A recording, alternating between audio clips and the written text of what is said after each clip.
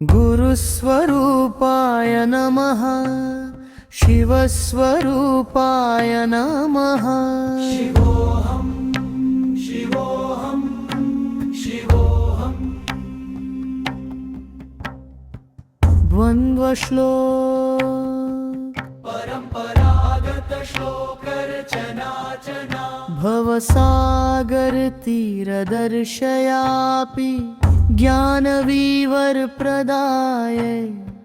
शिवस्वरूपे तवैया श्रीजीवेश्वराय मङ्गलम्। गुरुस्वरूपे मार्गदर्शकार्थे ध्यान विभूति संगीते ब्रह्मज्ञानाय नमोस्तुभ्यं जगद्गुरुवे मङ्गलम्।